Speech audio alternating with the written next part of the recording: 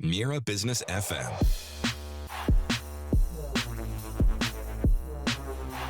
The sound of success. It's Mira Business FM. This is the Morning Drive, and it is property that we turn our attention to now. And I should warn you, there is a VIP in the studio with me. That's how he's going to be credited tonight at a launch that he's going to. Mira Volpi is here, Senior VP Investment Advisory at Allegiance Real Estate. VVIP this evening. I know. Get you. Yes. Good morning. I'm honoured because I'm going to the Bingatti launch of Bingatti City Mercedes Places at the Meydan Hotel. I was saying off air last time I went there, I just went normal rather than business class, as it were, and it was a bit. It was tiresome, really. I didn't really get to see anything. So this time, apparently, I'm VVIP, so amazing. Hopefully, I'll have a table and get to be close to the stage. And get to be entertained by none other than Terry Crews, who actually, I have to say, is very funny. Right. So I would look forward to Well, he's a seeing him. compere. I don't think he's necessarily going to do a gig on his comedic side, but He'll do a little bit of comedy turn, I'm sure. well, let's see. It'd be You see nice the actually to problem? see him close up. But you're going to be right at the front, and Yeah. you've got a comedian comparing. Oh, do you think he's going to pick on me? I no. I mean, nobody picks on you, Mario. You know him, don't you? You're going to say something. I'm just texting. Yeah. Jerry, Who's the guy there? Mario's up the front. Guy with the beard and the, I don't know, socks. Socks. But your socks today are splendid, by the way, as well. Before we get into real estate, so Chelsea this evening, I need to ask you, because I know if I don't, you'll bring it up and then it will hurt even more. Yeah, it's a big game tonight. Yeah. First leg of the Carabao Cup semi-final against Arsenal, who are clearly on top form, top of the Champions League, top of the Premier League. Can't seem to put a foot wrong, to be honest with you. Very good at set pieces. We're going to have to be on our game. We have a new manager. Let's see if we can get the new manager bounce. We tend to do well with stronger teams, and we tend to sort of fall over a little bit when we should thrash other teams. So I'm quietly hopeful, quietly confident. Cautiously optimistic? I think it's going to. There's not going to be many goals in it. If it's as many as 3, then it'll be a 2-1 to Chelsea. Oh, I think it'll be more 1-0 to Chelsea, and we're playing at Stamford Bridge, so let's see. Right, Midnight kickoff. It's a late one. It's going to be terrible tomorrow morning. Well, good that you're here today, early rather than tomorrow, I Yeah. suppose. So I'm reading your article this week in The National, and I think there's a lot to talk about here because I've kind of experienced this myself, and it does come to me sometimes, and I think I've never invested in real estate here. I've lived here a long time, and I've wondered why I've not done it. I don't really have an answer. Other things going on, life gets in the way, that kind of thing. But here's your article, the first part of your article this week in The National. It's a two-parter, but I thought this was interesting. Question. Headline, really, I feel forced to buy a home due to FOMO, fear of missing out, is kind of the thrust of it. So I'll read the question and then we'll come to your thoughts and kind of run through them. I've been actively looking to invest in Dubai property over the past year, but I'm finding the pace of the market unsettling. We've talked about that many times, Mario. Keeping up is hard. Prices seem to change monthly. Off-plan launches are constant and seem to sell out almost instantly. So I have this overwhelming sense that if I hesitate, I'll miss out.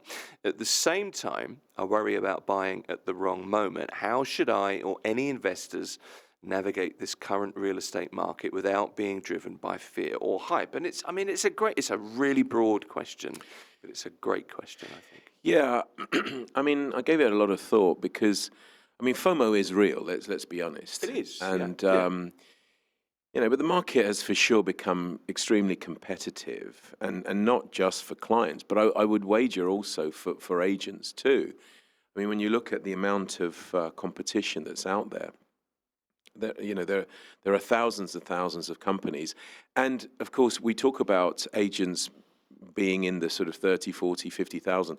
Those are the registered ones. There are many people who, for one reason or another, are not registered yet. I'm not saying that people, work unregistered, but there is a period of time sometimes that needs to pass before a registration is there. So the competition is rife for everyone. But as I said in the column, activity doesn't necessarily mean opportunity. A busy market creates volumes, more launches, more transactions, but but all of this doesn't necessarily improve the quality of what's being offered. I mean, we talked about my launch tonight. We're going to Bengati. I mean, Bengati, when they first started out, were, I'm not going to say lower end, but they were catering towards the more affordable end, let's put it that way. Yeah. And they've reinvented themselves.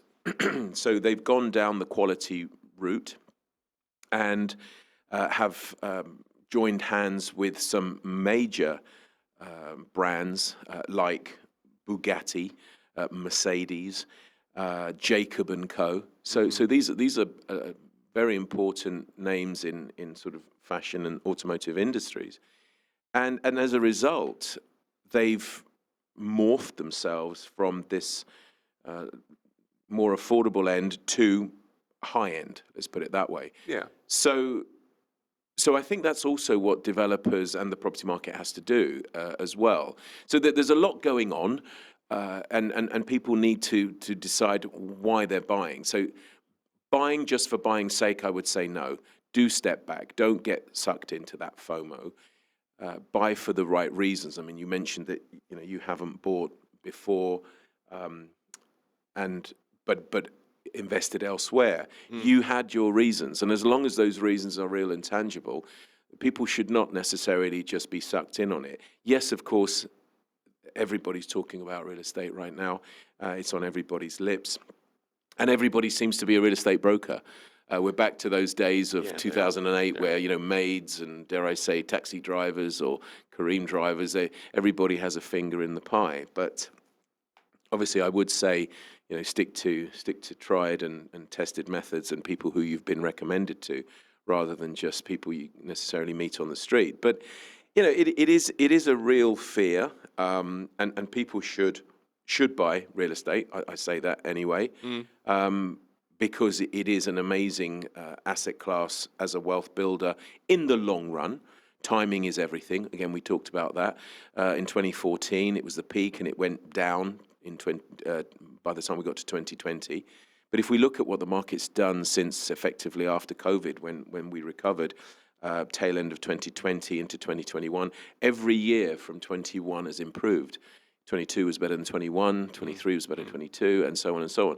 And I think it was October last year, we had already surpassed what we did in the whole of 2024, with still 2 months to go. So, of course, it is normal to think, oh, well, if I don't jump on this bandwagon, I'm going to miss out. But that's just it. It's not a bandwagon. I mean, real estate is, it changes, opportunities change, but just make sure that, if you do get into it, that you do it for the right reasons. That's all I would say. But it's interesting that you say it's not a bandwagon, and you're right. Of course you are. Well, it shouldn't be a bandwagon, is what I'm saying. A bandwagon. Yeah, absolutely right. But for a lot of people, there's a great deal of marketing around real estate. There's a great deal of chatter. Everybody else is doing it, so why don't I? And there's always that nagging feeling, and I have it. I've got to be honest. And I kind of think, no, it's not the time for me. I'm doing this, and I've just bought something somewhere else, and whatever my reasons are, I don't think I've been putting it off. But I still look back and think, should have bought that place, that development there back in 2007. Look where I'd be now. And there's always going to be that. And I think, that's something that whether we know we're doing it or not, we do that kind of in conversation. Just imagine if you'd done this then. Think about that. Yeah, that's always part of chatter, isn't it? Yeah, but you can look back now with hindsight and say, I should have done this, I should have done that. These developers, they do give benefit to the early adopters as well. Yeah, they do. So, generally speaking, prices are cheaper when somebody starts a project where perhaps it's unknown. Yesterday, for example, we had a developer called Reef come to see us, and everybody does the same thing. So everybody's looking for something different. Now, what Reef do that's different is that they've developed this technology to somehow create climate-controlled balconies. So in the summer, when it's 40-odd degrees, 42 degrees outside, they have this technology on the balcony which is always a sunken balcony. So it needs to be lower because there needs to be some steps, because that's where the gadget is, you know. Okay. And before I say anything, because I thought, well, is it just cold air being blown at you? Is air conditioning? And what about the CO2 emissions, etc.? I don't know too much about it. I'm going there hopefully next week to actually fully understand. But they've patented it globally, so nobody can replicate it without them being involved.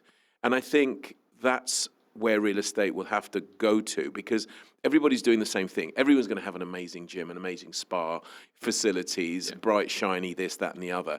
What's so different? I mean, Dubai is becoming, or is that anyway, the expectations of property has to have all those boxes ticked. I think I mentioned that we're looking to buy a property ourselves in London. I mean, it's a Victorian house. You don't get anything, you know, there it is. There's no gym. Well, there are those, of course, that have the gyms and what have you, but the service charges are huge, you know, so that's a trade-off. But so we've become so spoiled here. That when you buy, it has to have this, and it has a juice bar and a yoga center and a golf simulator. I mean, the list goes on and on and on. I see. If there's no spa, I ain't moving in. Really? Oh, I'm telling you, I want a relaxation spa with I don't know, isolation pods. But you see, the reality is you don't need that. No, you don't. Well, no, because you just call up your local spa, and then I'm sure they can come to you. But I've never been to a spa. I'll come clean with you now. Oh, really? No, it's something I've never done. The idea of somebody massaging me, I'm like, Okay. It creeps me out a little bit. Nothing wrong with it, don't get me wrong. It's just not for me. Topic for another conversation, perhaps. Probably an off-air topic, Mario. But no, this is the thing, isn't it? Do you know something in your response? Because this is a genuine question from somebody that wrote to The National. What really stood out to me was this. If FOMO is a thing for you, this kind of idea that you're missing out on something, you should be there, you should be on the bandwagon. And of course, you don't need to be. Buying quickly feels decisive. You've done it. You've gone in there. But this is what you say.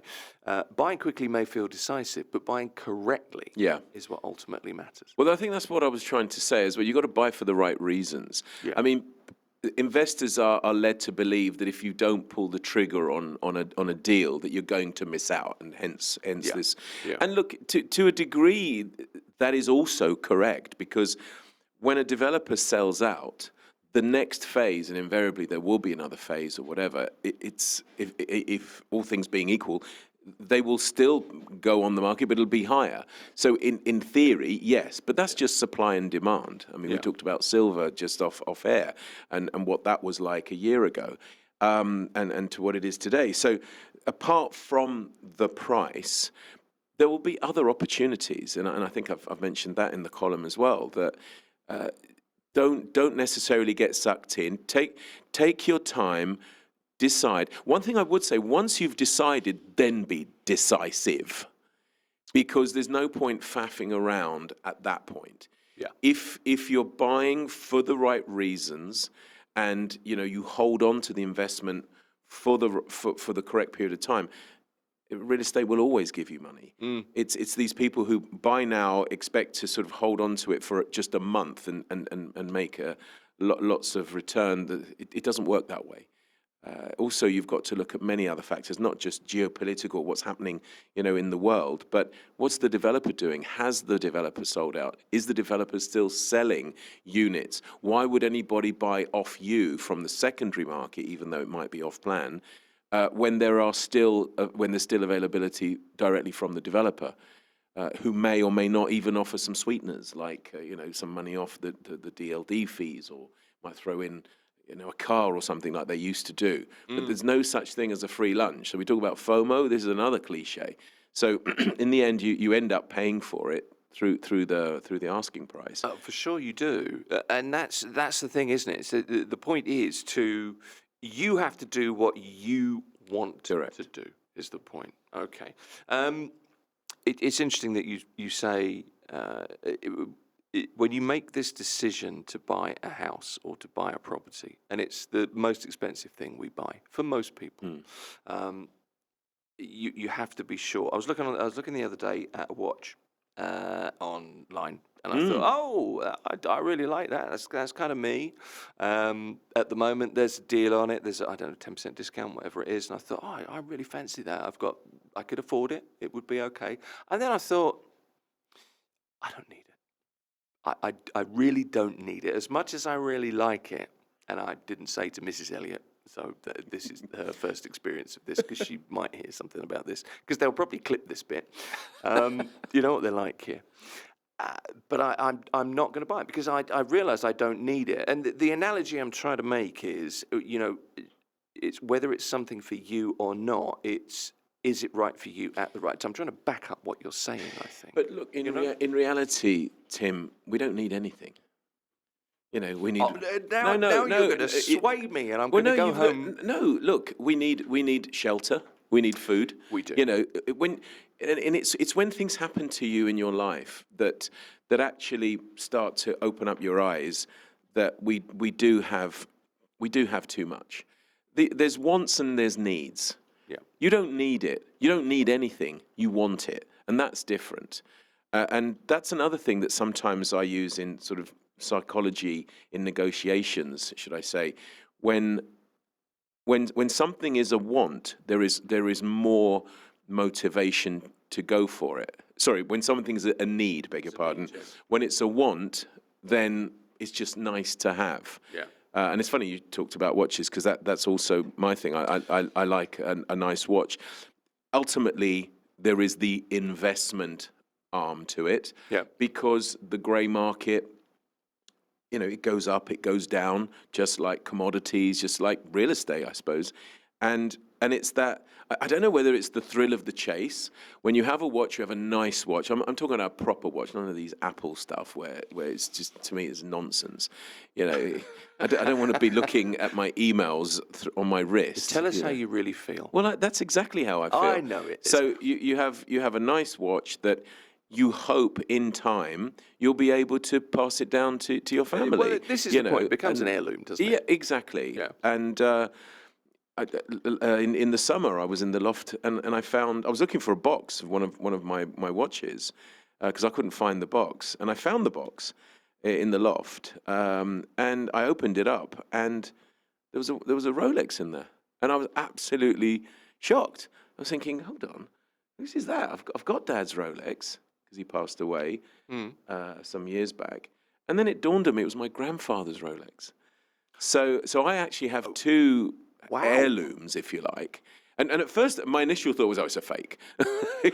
Whatever. Yeah. I took it down to the local sort of antiques shop, and there was this old boy in there. He's been there probably 50 years. I don't know, him and his wife. Brilliant. Don't see anybody at all going in. Anyway, I walked in, explained who I am, where I am, and what I'd done.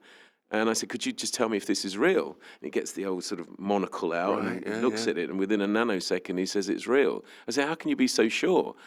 He said, for a start, you can tell from the patina, you can tell from the actual, it's not a Daytona or anything, it's just a date just. And nobody dealt with fakes in those days, and nobody would fake a watch like that now, So I asked him if he thought the strap was proper Rolex. He said he wasn't sure. And even when I took it to Rolex in Dubai Mall, they said it could be or it couldn't be. They weren't sure either. Yeah. There was some very young Chinese lady who seemed to know a lot about Rolexes. But of course, they wouldn't fix it if it wasn't a real Rolex. And obviously, they did fix it because it'd been in my loft for over 20 years. But what a surprise. I was looking for a box and I end up with my grandfather's Rolex. So, but it's an heirloom. I mean, that's a story that I've told, probably nothing to do at all with what we were really talking about. But the fact is that you buy things that obviously you like, but do you really need them? Probably not. It's a good point. But different things like that that's a whole different emotional connection. Sure. I think. I mean, that's a family. That's a very different thing. No, this watch I'm looking at it's not an expensive watch. I just liked it, and I thought, wouldn't I look cool? And then I realised I'm not really that bothered. That was my point. Yeah, but again, you hit the nail on the head because you're buying something to make you feel something. True. True. And other times you're buying something from a financial gain because you think you're clever and you think if you buy this bar of gold or this bar of silver or whatever, it's going to do X, Y, Z in the future. And then you can talk to your mates and look how amazing I am, and you should do this as well. Ultimately, it's just whatever makes you feel good. And if you can afford it, then I would always say go for it. But when it comes to real estate, first and foremost, it's a home, it's a shelter. And that's why it's driven into us, and that's why we're so attracted to it. But it's become clearly here in Dubai with the way the market has been and appears to be, that everybody's looking for that safe haven.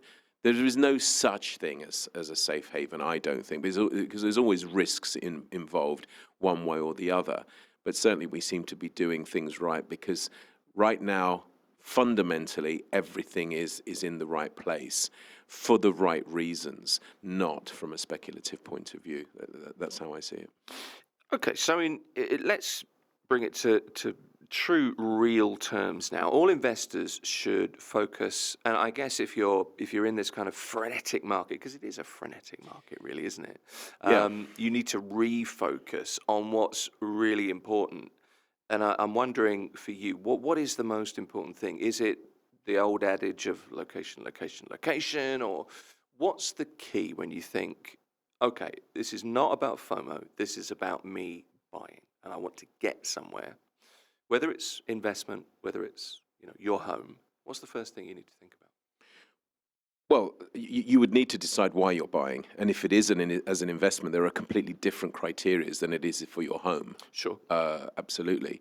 So once you've decided that, I mean, if it's an investment, what's the price? What are the service charges? What am I going to rent it for?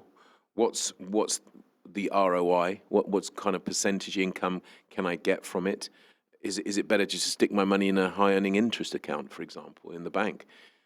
So it depends as an investor, why you're doing it. Okay. Before all of those things, and you see something and you think I really fancy living there, or I can see that's going to be a great opportunity. Is the location thing still a thing? Location is always a thing. Right. It has to be, from a convenience point of view, from an aesthetic point of view. If we're talking about a view, a view of water, a view of greenery. Here we're in the desert. So if you've got a view of a golf course, if you've got a view of a park, that's kind of, I'm going to say, like, kind of not normal, because it's artificial. No, you're right. Grass does not grow necessarily on the sand. You have to cultivate it. Yeah. So something like that is sought after. So if that location brings you to those areas, then of course it's always location. Then the convenience, work, schools, amenities, close to iconic buildings, etc. So look, for me, it's always the location first. But we touched upon it before, and what seems to be happening now is that developers, to try to be in the forefront of investors' minds, or dare I say, end users' minds, is they're hitting you with these facilities and amenities. The yoga mat, the Pilates mat, all these things. Those are what they're trying to entice you. Come and buy my property. If the location is where you want to be, the cherry on the top is it's got this, and this, for example. I think I told you this before. I had some surgery last year, maybe the year before last, and my son came to visit me. And out of the window, he's hyperactive, running around the room, shouting the ball in and looking at everything. And he looks out of the window and he sees an apartment block that's almost finished. This is just off Sakim Street. And on the balconies, every balcony, there's a hot tub. Oh, okay, yeah. Which is obviously a unique USP, so a double unique USP. And of course, he's 22 years old. He's like, well, he's just finishing university. When I finish, I'm getting one of those, and that's his thing, because there's a hot tub on the balcony. But I guess there's a demographic that want to be in the hot tub on the balcony. Well, I was about to say, who doesn't want a hot tub on their balcony? Well, I thought about it, and I thought, I fancy that as well. Because look, a little bit like I was talking about reef developments, where they've developed this technology about air temperature. And apparently the air temperature is always 24 degrees. So even if it's 42, your balcony is around 24, 23 degrees. Nice, Amazing. comfortable temperature. And you can, to get out to it, you're going to sweat, but then you sit in and it's sunken and what have you.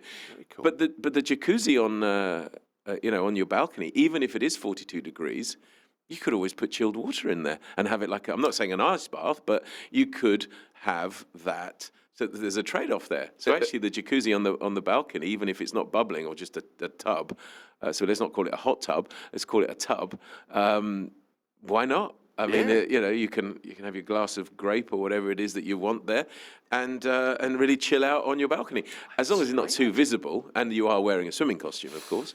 Well, that's probably part of the rules, I would guess. But I mean, I'd never seen that before. But you're right about what developers will do to entice you to, have the lifestyle because much of what you do is about lifestyle. Correct, yeah. And I guess, especially for end users, of course, yeah. Yeah, for sure. But then even for an investor, because if the apartment block, for example, is offering that lifestyle, he knows, the investor or she knows, that the tenant that eventually will come and live there, the potential. is what people want. Yeah, okay. Let me just run through some of the other things that you point out in the article here that really kind of stood out to me. Another thing that you said in answer to this FOMO question that we're kind of ruminating over, off-plan investment requires particular attention. You said you need to differentiate between measured risk, and I like this, blind optimism. Yeah, well, the blind optimism bit comes really from the view that if I buy a property in Dubai, I'm going to make money. Yes. And I've been here long enough to let you know that is not always the case. Yeah. We have had increases in the marketplace, but I can think of two episodes in my time here when actually people lost a lot of money. The first being the world financial crash, which was nothing to do with Dubai. I mean, that was just, in fact, Dubai was lucky that they could hide behind that excuse that everybody's suffering.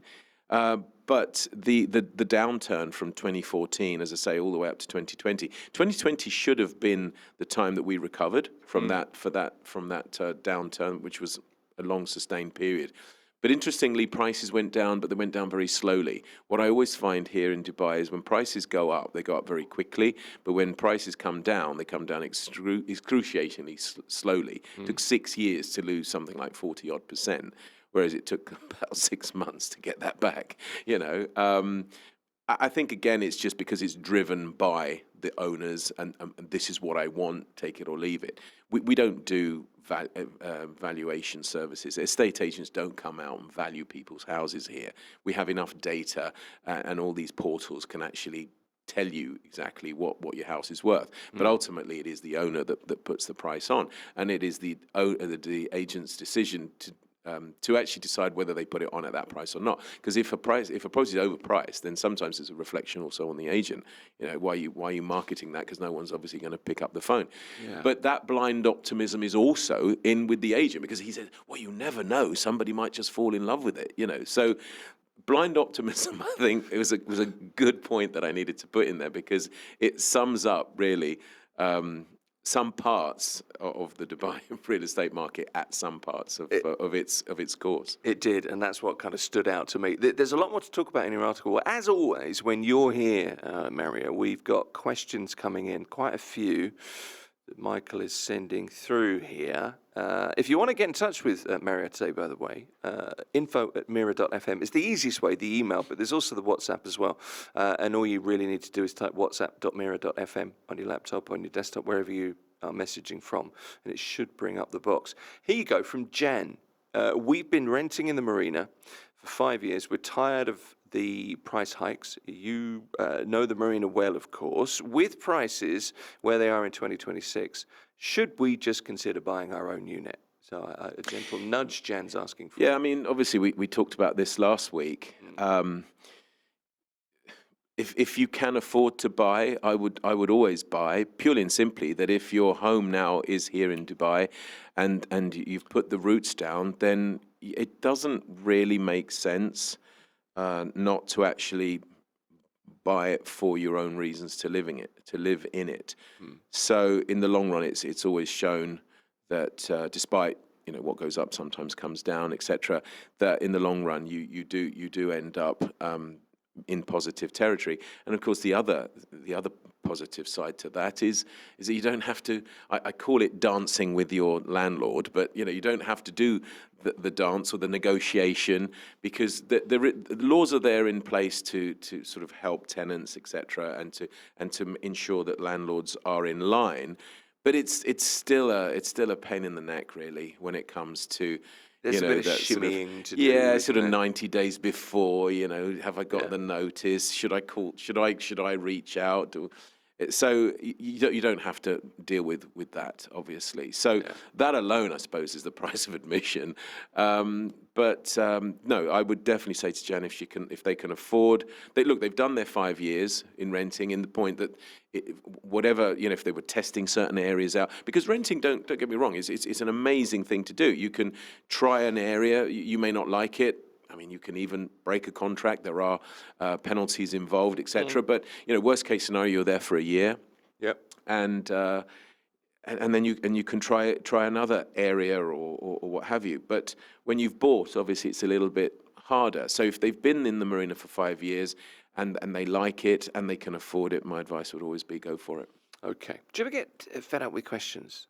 Because you have to write about a lot of the same things, don't you? Yeah, but at first I thought especially with the national column, I thought, I've written about that one before. Why don't they just look things up? In fact, the other day I put my name in the search bar in the national, and I was flabbergasted. I'm not far from over 800 articles in the times that I've been here.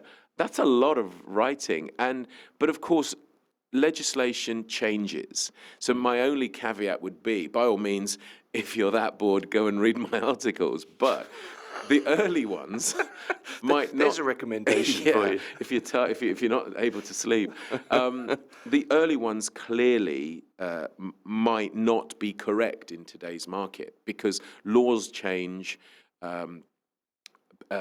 Judges decide on other things. So, and that's also why I always say to anybody, never do your due diligence, especially when you're online, especially when you do, Chat GPT. Ironically, sorry, I have to bring it back to Chelsea.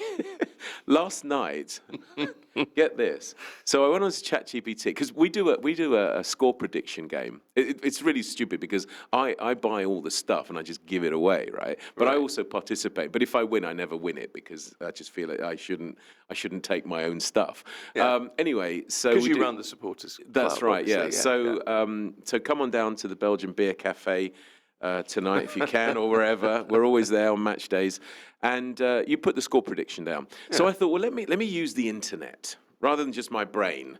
Okay, so and I put a very detailed question to ChatGPT. Right. Given the current form, given that Arsenal are top of the league here, Champions League, good at set pieces, given that we've got disciplinary issues at Chelsea, new manager bounce, we are at home, it's the semi-final, blah blah. The question was as long as War and Peace. This is a real prompt. It was a prompt. Yeah. It wasn't. Okay. What's the score going to be tonight? Yeah. No, I put all the information, because I know the more you feed it, in theory, the better the answer is. Quite right. And so I didn't like the answer, of course, because it came back with an Arsenal win. Okay. And I went, well, because we're not allowed to put that on the... You could have just called me. I would have told you that. No, but the funny thing is, and the reason I'm telling you this long, convoluted story, is that it told me it depends whether Nicholas Jackson is playing up front. And I laughed. And I put... Naughty AI. I said Nicholas Jackson plays for Bayern Munich. Wow. I'm even communicating as if I'm talking to a mate who's an idiot. And then the AI says, "Oh yes, you were very right to point that out. I'm sorry, it was oversight on my part." Really? Yeah. And then it started talking about Raheem Sterling. I went, yeah, technically he is a Chelsea player, but he's not even on the bench. What are you talking about? Please do your job. I'm starting to get angry. This is like midnight last night in bed. Anyway, I managed to wheedle out a Chelsea victory out of the AI. So you just kept adapting your prompt until it told me it's going to be 1-0 to Chelsea. So is he happy now? Yes. Well, let's see tomorrow morning. Oh, man. I love it. So do your due diligence is all I would say, because it does give out nonsense. All right, then. Mita texts in. A few more questions for you. I'm looking at a one-bedroom for investment. Should I go for an older building in a prime spot like downtown, or a brand new one in a developing area like Dubai South? That's a great question. I always say buy the worst house in the best street than the best house in the worst street. Right. Now, that's not to say that Dubai South is the worst street.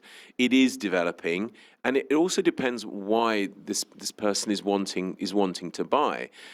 If it's an investment, then clearly he's going to want the best return on his investment. Mm-hmm. And if you buy something, a bit like we talked about early responders, if you buy something early enough and it goes well, then of course more meat on that particular bone. If he's buying it to live in it, I would go for the older building in downtown. If he's buying it for investment, I would say do the Dubai South. There's a caveat here, though, isn't there? Because if you look at, downtown to Dubai South, transport-wise, no, exactly, it's which connected. Is why is he buying? Yeah, exactly. So that's if he's buying to live in it, that's why I'm saying from a convenience point of view. As long as things still work, they may not be bright and shiny and up to the minute if he's talking about an older building. But let's be honest, I mean, older buildings, even in Dubai, are no more than 10, 15 years old anyway, let's be fair, unless they're buying in Dira, in which case they can be 20 or 30 plus years old. Yeah. A building lifespan, they say, is actually only around sort of 30 to 40 years anyway. Really? Yeah, so that's a topic perhaps for another day, but that is. It depends on the maintenance, of course. That's not to say, I mean, look, Palm Jumeirah is 20-odd years old, doesn't mean that it's going to float away down the Arabian Gulf anytime soon. Fingers crossed. Purely and simply because of the maintenance. Okay. So as long as it's maintained, a building can clearly survive a lot longer. But look how harsh the weather is. 40-degree heat, 50-degree heat, steel expands, metals expand and contract.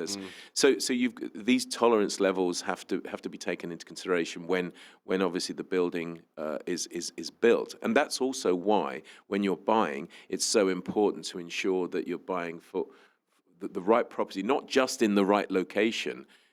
How has it been built? Who is the developer? What's their history? No, I'm not for 1 minute suggesting buildings fall down, but when you look at, like in China, for example, there has been stories of or events where buildings have collapsed, not just in China, in other parts of the world. But be careful. Make sure that you have all the facts before you pull the trigger. Which also goes back to my article. Take your time. This fear that if I don't pull the trigger, I am going to miss out. Yeah, probably you will for that particular moment. And if it's successful and the next phase comes in, you will have missed out because obviously prices will have gone up a bit. But make sure that is exactly what you want to buy. Yeah, don't let yourself be rushed into a decision. Once you've taken your time to do that, that's when I'm saying don't muck about. Go for it. Because once your decision has been made, you don't then want to necessarily miss out on something that is going to cost you more because you're going to buy it anyway once that decision is made. That's decent advice. No name on this one. Mario, there were suggestions before that RAC could be a way to beat Dubai's rent. We've talked about this a few times. I just saw in the news that RAC villa prices jumped 42% in 2025. Is the affordability option officially over, or is it still worth looking at Al Hamra, Mina Al Arab before the casino opens? Yeah, 42% were the villas and townhouses in Al Hamra, 21% in fact in Mina Rashid, where not Mina Rashid, sorry, where the casino is actually going to, Mina Al Arab, that's right, where the actual casino is going to be. Honestly, I think this business of, has RAC reached its potential? I don't think it has. But, you ask that question to 10 people, you might get 10 different answers. Yeah. My take on it is that if you are considering Ras Al Khaimah and you think you've missed the boat, yes, of course, prices have gone up considerably over the last, 1, 2, possibly even 3 years. But I still think there's so much more to come out of Ras Al Khaimah. And it's not just Wynn. There will be other casinos there as well. Don't forget they've got this contract for a while, exclusively. So, and with the road infrastructure coming, with the flying taxis, as we talked about, with Etihad Rail, with all this infrastructure, the distance between Dubai and obviously Ras Al Khaimah will shorten, or should I say, the time to get from one emirate to the other will shorten. So I think there's still time to do it. If what this person is no name you said, yeah. No. If what this person is suggesting is, perhaps living in Ras Al Khaimah for the rents, which clearly are much cheaper than Dubai, and working in Dubai, well, we don't have the flying taxis today. They are coming. The road infrastructures are improving, but they're not in place today. So as long as that commute of an hour and 15 minutes, whatever it is something that this person is willing to do until such time as those are in place, which will make life a bit easier, then I would still say look at it from a convenience point of view. But definitely I think there's more meat to the bone to come for RAC. Apparently this year, isn't it? Flying taxis, or early next year? Yeah, no, it's 2026. Yeah. But you see, you don't know where. From Dubai to the Wynn, it's actually 2027. Okay. And when I say to the Wynn, literally there's going to be a vertiport or whatever. Actually, that's what it's called. A vertiport. Vertiport. Yeah, it's not a heliport. No. At the Wynn. I believe you. So what I'm saying is it's not today. Yeah. It's coming. It's soon. 12, 24 months, something like that. Okay. You'll like this, I think. It name checks a very famous Italian brand. You're a proud Italian-British person. What is it? British-Italian? I don't know how... I can't even describe you, Mario. I'm Italian. Anymore. You're Italian? Yeah, that's just it. Plain old Italian? Yeah, that's it. Italian, but brought up in Britain? Yes. Okay. Yes, yeah. Okay. And I, my wives, or should I say my wife, are British. We can edit that bit. You're going to be fine with that. No, and this is slightly more tongue-in-cheek as well. I checked is this the Torino or Tonino Lamborghini? Tonino Lamborghini. There you go, residences. It has a Lamborghini-branded kitchen. Yes, but, okay, so Tonino Lamborghini is... Could you just say that again? Because it sounds fantastic in my headphones. Tonino Lamborghini is a relative of the automobile Lamborghini, but actually they only deal with leather goods and furniture. It's not right. It's not like the Pagani development on Business Bay, who used bits of the car, for example, in the kitchen for light fittings and what have you, or dare I say, even in the Mercedes that's going to come in Bugatti, etc. So Tonino Lamborghini is quite a famous, more so I think in the Middle East. I don't actually think he's that well known in Italy, to be honest with you. Do you know what? Until I came here, I'd never even heard of Tonino Lamborghini. And I thought it was to do with the car. And until I actually met the guy, nice guy, really amiable and excitable as well on stage. Okay. Maybe that's the Italian in him. That could be. But yeah, it's to do with leather goods, pens, furniture, these kind of things. The accoutrement, I yes, suppose. Very nice, I have to say. Very nice. Right. Upmarket quality, again, but nothing to do with the car. Okay. Well, this person's asking, and it's a beautifully written text, this, I have to say to you. So I'll just read it to you. So this person's found out that this is a Lamborghini-branded kitchen. Just so I'm prepared for July, Does the stove go from 0 to 200 degrees C in 3 seconds, or should I expect it to spend 6 months of the year at the service centre because the Italian pasta boil is too temperamental to work in 50 degrees Dubai Who heat? is this person? This is Noor. Noor has got the best sense of humour. What an amazing gentleman. Or Noor is a man's name now, because I know Noor's being Noor men, can be a but it lady's can be name, a I lady know as that, well. but- Yeah, that's why I sort of put that Yeah. caveat there. Look, whoever this person is, amazing question, amazing sense of humour. I'm not even going to answer it or even attempt to answer that. Brilliant. Lamborghinis are a lot Brilliant. more, I guess, less temperamental than they used to be. So hopefully your pasta boiler will be fine. Correct, but also, I mean, look at Alfa Romeo. I mean, Alfa Romeos, I remember in England, they were called rust buckets. They would rust up, and times. I grew up in the back of one. My dad was a petrol head, had an Alfa Sud Sprint 1.5 in, it must have been the late 70s. I was pretty small. And he eventually, many years later, kept it for long because he loved it. Red with the cream kind of light brown interior. He had to pay somebody to come and pick it up because it was just worth absolutely nothing. Well, it had rusted to... But times change. Times do change. change. The Alfa Romeos that are around now, different alloys, different metals they use, Beautiful cars. Plus, it doesn't rain here, so obviously it doesn't need to rust that much.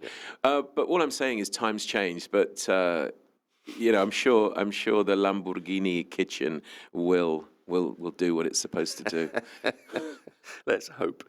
Yishin asks you, Mario, I'm looking at Al Yasmin and Al Zahia in Ajman for a family villa. Since these are newer communities, do you think they'll hold their value better than the older towers on the Ajman Corniche? Ajman isn't my forte, and I'm not trying to shirk this question, but I would say that all the Emirates are now wanting to improve the lifestyle and the offerings of all their residents and occupants of the Emirate. It started with RAK, obviously. Al Quain has now also, I'm not going to say jumped on the bandwagon because I've used that cliche before already today, but is definitely starting with the joining of hands with Shoba. They're going to completely redevelop Al Quain. Ajman is the smallest emirate, and I think as such, with Al Zora, for example, have been advertising the sort of beachfront community, golfing community down there. So these newer developments that this person is mentioning, I would wager that the actual municipality of that area are ensuring that things go smoothly. Anything that's older obviously will need more maintenance. So I think this person should be fine, and even Ajman will develop further, and it represents amazing value for money. And of course, Ajman is next to Sharjah, but before Ras Al Khaimah, so in theory is actually closer to Dubai. So again, I've had people who live in Ajman and commute to Dubai, which in the past was they had to get up pretty early. But it's a commute that I guess is worth doing because quite a lot of people do it, and they're saving so much money because the rents. And indeed, the purchase prices. I did a piece actually for the podcast, and I think there was a studio that you could buy in Ajman for something like 200,000 dirhams or 180,000 dirhams. I mean, unheard of. Even studios in RAK now, brand new, are selling for over $1 million. Tonight, they're launching the studios in Bugatti City, in Mercedes Places. 1.2, 1.3 million. I mean, so if you can buy a studio for 200,000, it's pretty much like putting it on your credit card when you compare it to 1.3 million or whatever. So it kind of is. Value for money, amazing. Ajman is amazing. Pockets of Sharjah, the same. But Sharjah is coming up in value as well in certain, especially by the Corniche. But again, location. Certain places in these, dare I say, cheaper Emirates are still going to be pricier than the median price of that emirate because of the facilities and the view and everything, I guess, that the lifestyle will offer. Yishin, I hope that helps you. Enough of the questions today. That's where we are. I just wanted to ask you one more thing, Maria. One of the things from the article, and this is back to the FOMO article where we kind of started the conversation. One of the other things that you pointed out, and this kind of jumped off the page at me, is that another issue that investors face today is an over-reliance on short-term capital appreciation. Being really driven by the... Well, that was that blind optimism that I was talking about. Blind optimism, but particularly if they have to buy, if they buy to sell on quickly as well. And I think that's a really important point to make in a market like this, which is so busy and so, I think the word was frenetic we used earlier on, and so marketing driven. I think it's worth kind of reiterating that. Yeah, look, it exists because we have seen such rapid increases in house price inflation over the last few years. I would never really advocate. I mean, they're talking about a flipping market. The word flipping is, it's like flipping burgers. You're buying it, and within a nanosecond, you're turning your burger over. So you buy a property, and hopefully, in a very short space of time, it's appreciated enough that you then want to sell it. If you're buying something, especially off plan, and that's where the flipping market is, because secondary market, it definitely needs much, much longer or longevity to hold on to it. If you're buying off plan and you don't have the money for the next, dare I say, 2 or even 3 payments, don't buy it, because it's a recipe for disaster. Look, there are probably too many people that would get burnt, and you might have the odd 1 or 2 that might get away with it. I don't know, they were lucky that they found someone else who had the FOMO, who missed out and will buy on the secondary market. Because remember, although it's an off-plan property, it's a secondary market property. Yeah. And again, all the things that will work is if the developer completely is sold out and that's the only one you can buy if that's where you want to be. But if you don't have the funds to buy, to continue with the stage payments, the payment plan, I would say at least 2, maybe even more than that, 2, 3, which, is still only probably anything from 1 to 2 quarters, then don't buy it. And if you do, well, woe betide you, because then nobody knows what's going to happen. And especially if you're wanting to have a certain percentage increase in your head, because don't forget, there's obviously costs. There's 4%, for example, for the transfer fee. Transfer fee, the accrued costs as well. So immediately the property has to appreciate more than 4% for you to get your money back and come and start coming out with it. So even for flipping, I would say an absolute rock bottom 6 month, but at least a year, hold on to it. And that, that could be several payments on the payment plan. If you have these payment plans where literally it's 20% down and 80% on completion, on handover, which is very investor friendly. Not so many of those around, to be very honest with you. I have seen a few 30-70s. Then you have obviously a little bit more time. But like I say, you've got to manage your risk. Dubai is amazing in what it's given to people, but not every investment is that golden egg from a golden goose. And that's also what the article says.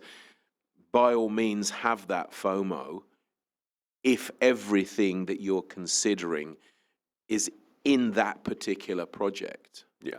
So if you've missed out, there'll be another phase. It'll cost you a bit more. So technically, you won't miss out. What you will have missed out on is the early pricing. Let's put it that way. Right. But there are too many anomalies out there, and that's also why I say to people, take your time to decide. But once that decision is made, then go for it. I always appreciate you sharing your knowledge, Mario. It's always good to have you in the studio. Mario Volpi, Senior VP, Investment Advisory, Allegiance Real Estate. Thank you again for your time. Thanks very much, and up the Chels. Indeed. Mira Business FM, this is The Morning Drive. Get in touch with the show. Tell us what you think on social media. Like and subscribe. We appreciate that. And remember, what we do is available to listen and or watch again on the website, on YouTube, or wherever you get your podcasts from. Just search Mira Business FM.